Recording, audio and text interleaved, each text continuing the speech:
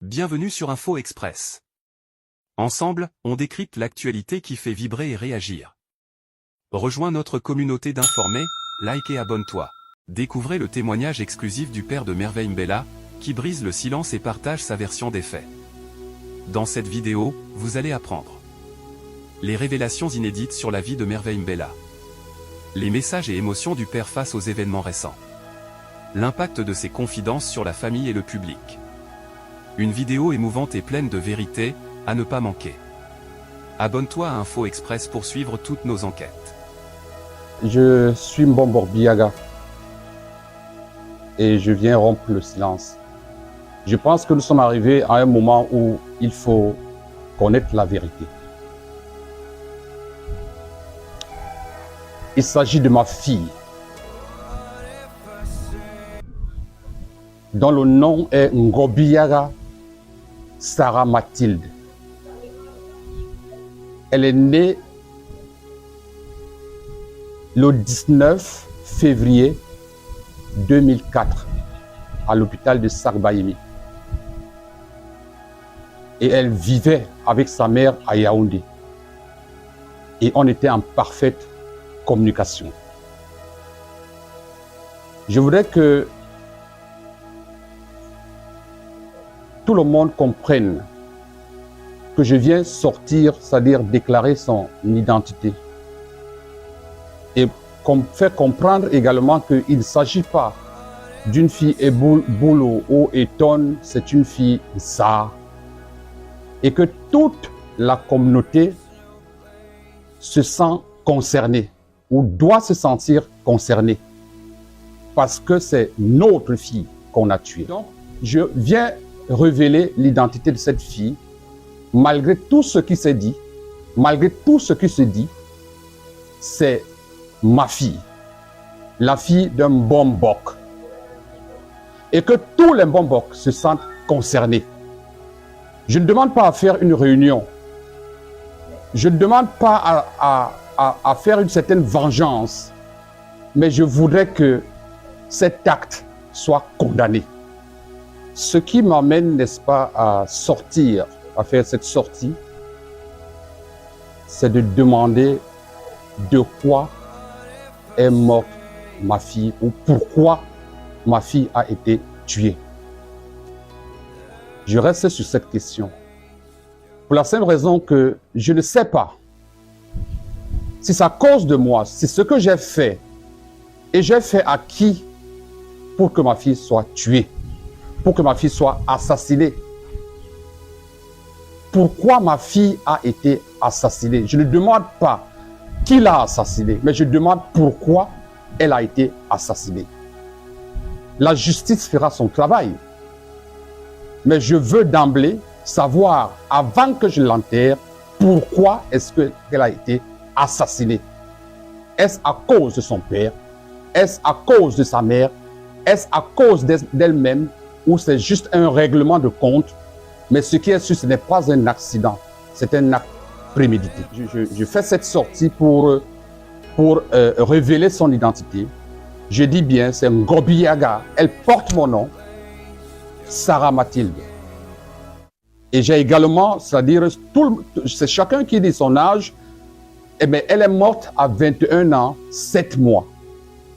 J'ai ici les photos de sa naissance. J'ai ici les photos où sa grand-mère la porte et les photos où nous sommes ensemble. Le reste, je suis parti de sa naissance pour que les gens ne se trompent plus sur sa naissance, sur son âge. C'est pourquoi j'ai apporté ces images. On voit les images qui portent les dates même, c'est-à-dire de la naissance. Donc c'est chacun qui dit ce qu'il veut.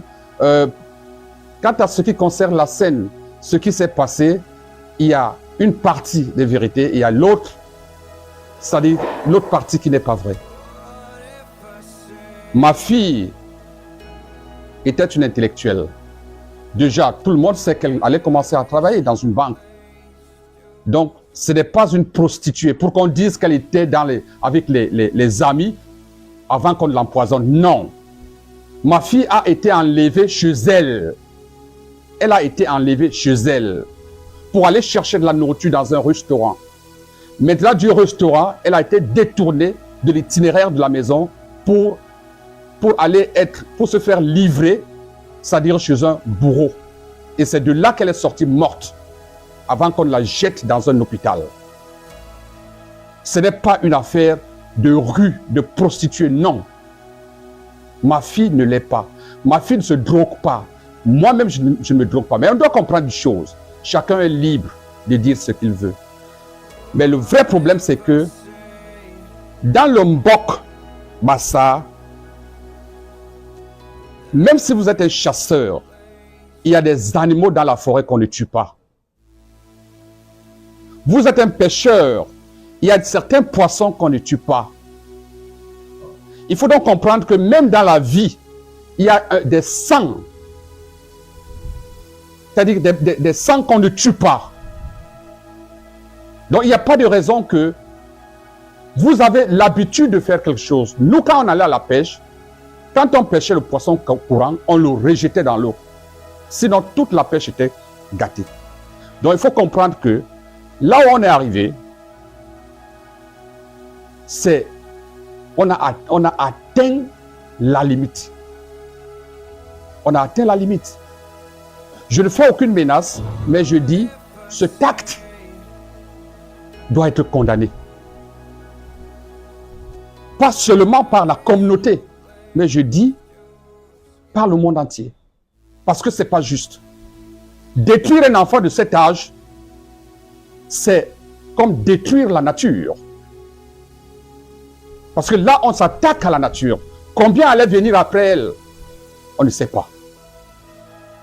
Donc c'est une destruction de la nature. Il n'y a pas de nom pour un parent qui a perdu sa fille ou son enfant.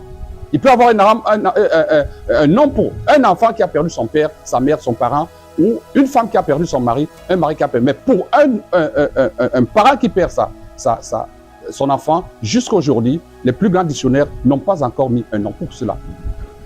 Parce que c'est inconcevable. Et aujourd'hui, je suis comme, c'est-à-dire une personne qu'on a amputé le cœur, parce qu'on m'a amputé une affection. Donc j'ai une amputation, c'est-à-dire cardiaque. Le choc est immense. Et ça doit se faire comprendre de partout dans le monde que c'est un acte ignoble.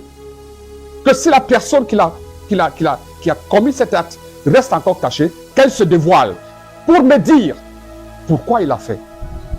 Ce n'est pas moi qui condamne. Je laisse la tâche, c'est-à-dire à la justice et aux autorités. Mais moi, je veux savoir pourquoi on l'a tué.